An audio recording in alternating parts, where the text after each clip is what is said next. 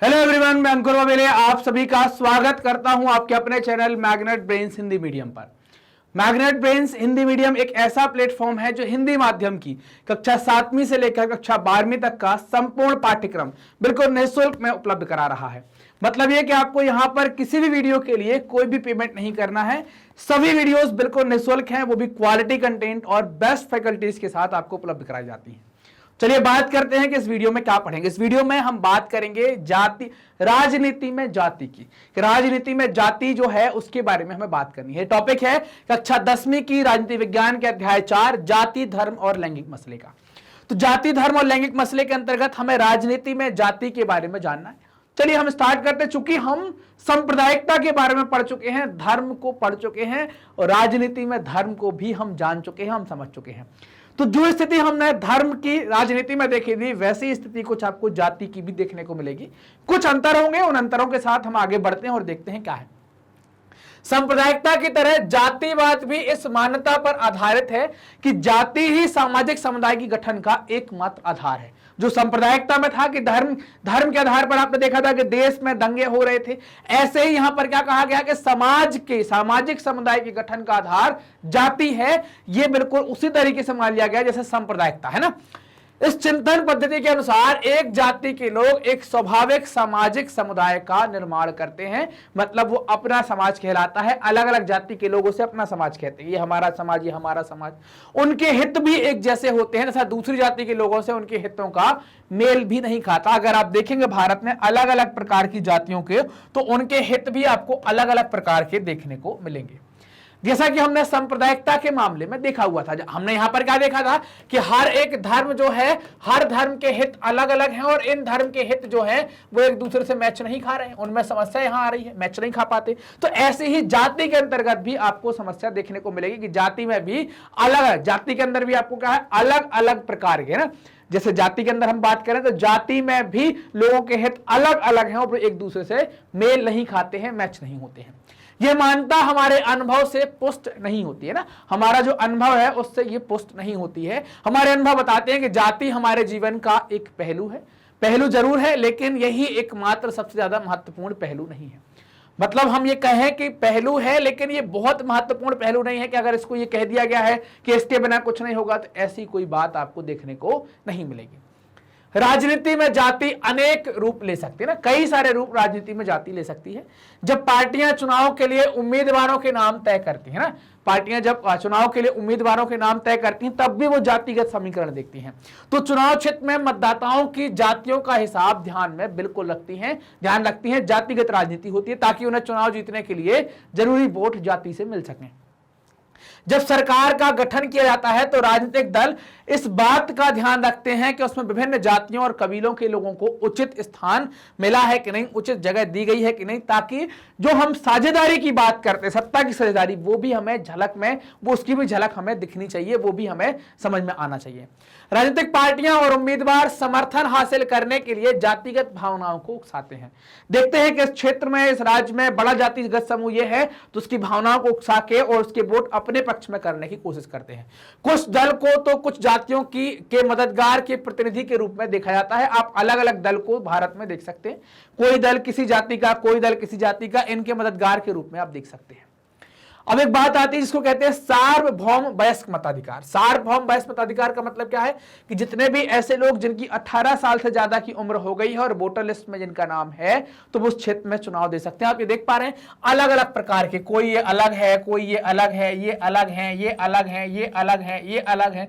सबका रहने का, पहनने का, ओढ़ने का तरीका अलग है, उसके बाद भी सब वोट डालने की लाइन में लगे हुए हैं।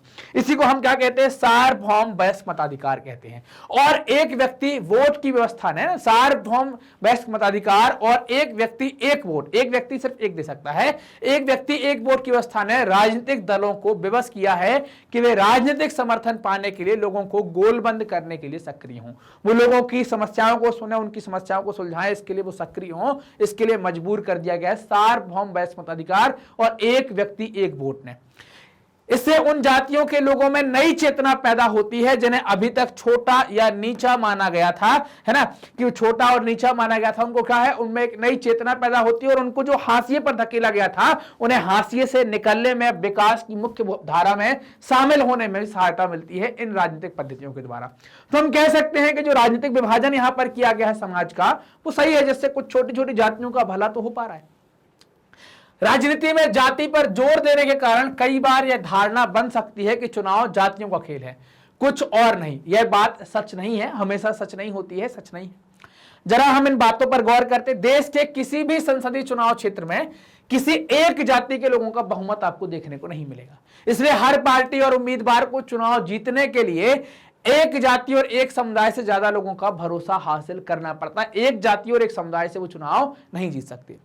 कोई भी पार्टी किसी एक जाति या समुदाय के सभी लोगों का वोट हासिल नहीं कर सकती, सभी लोगों का वोट प्राप्त नहीं कर सकती। जब लोग किसी जाति विशेष को किसी एक पार्टी का वोट बैंक कहते हैं तो इसका मतलब यह होता है कि उस जाति के ज्यादातर लोग उस पार्टी को वोट करते हैं। सभी नहीं करते, 100% कहीं नहीं होता, लेकिन अधिकांश लोग उस पार्टी को वोट करते हैं। इस कारण से उनको उस पार्टी का वोट बैंक माना जाता है।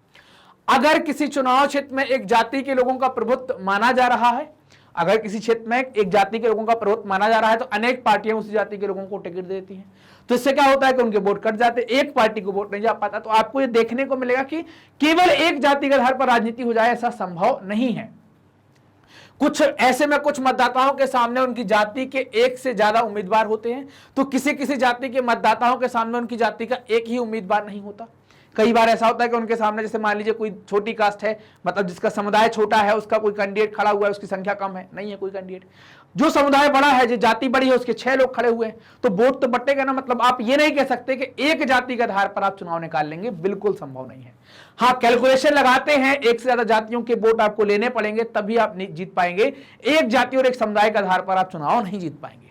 हमारे देश में सत्तारूढ़ दल वर्तमान सांसदों और विधायकों को अक्सर हार का सामना करना पड़ता है। अगर ऐसा होता तो ये कभी हारते नहीं, इनको हार का सामना करना पड़ता। अगर जातियों और समुदायों की राजनीतिक पसंद एक ही होती तो ऐसा संभव नहीं होता। वो हमेशा क्या होते, सत्ता में बने रहते, हमेशा गद्दी पर बैठे रहते। स्पष्ट है कि चुनाव में जाति की भूमिका महत्वपूर्ण होती है, किंतु दूसरे कारक भी इतने ही असरदार होते हैं। दूसरे कारकों का भी इतना ही महत्व होता है, दूसरी जातियों का भी महत्व होता है। किसी को भी आप लोकतंत्र में छोटा या ज्यादा समझ नहीं सकते। मतदाता अपनी जातियों से जितना जुड़ाव रखते हैं, अक्सर उससे ज्यादा गहरा जुड़ाव राजनीतिक दलों से भी रखते हैं। आपने देखा भी हुआ है, उनका अलग अलग पॉलिटिकल पार्टियों से भी कनेक्शन वैसा ही होता है। एक जाति समुदाय के भीतर भी अमीर गरीब लोगों के हित अलग अलग होते हैं। एक ही समुदाय के अमीर और गरीब लोग अक्सर अलग अलग पार्टियों को वोट करते हैं। यह भी हमने देखा है कि गरीब लोग किसी और पार्टी को और अमीर लोग किसी और पार्टी को वोट दे रहे हैं, क्योंकि इनके हित अलग अलग होते हैं।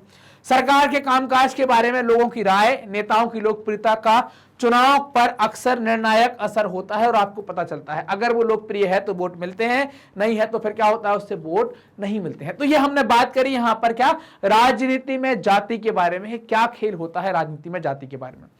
अब बात करेंगे जाति में राजनीति की, अगले वीडियो के अंदर हम वो बात करने वाले हैं। मैग्नेट ब्रेन्स अपनी हाई क्वालिटी एजुकेशन, इसके साथ साथ निःशुल्क शिक्षा के लिए जाना जाता है। मतलब आपको अब क्वालिटी कंटेंट देखने के लिए किसी प्रकार का कोई पेमेंट नहीं करना है। हमारे इतने सारे कोर्स हैं स्कूली शिक्षा में, सीबीएसई एनसीईआरटी को हम कवर करते हैं, Hindi medium, English medium, NTSC, olympiad, CUT, सब कुछ आपको बिल्कुल निःशुल्क मिलेगा। कहां मिलेगा, हमारे यूट्यूब चैनल पर, हमारी वेबसाइट पर, हमारे एप्लीकेशन पर, जिसे आप प्ले स्टोर से डाउनलोड कर सकते हैं। तीनों जगह बिल्कुल निःशुल्क मिलता है।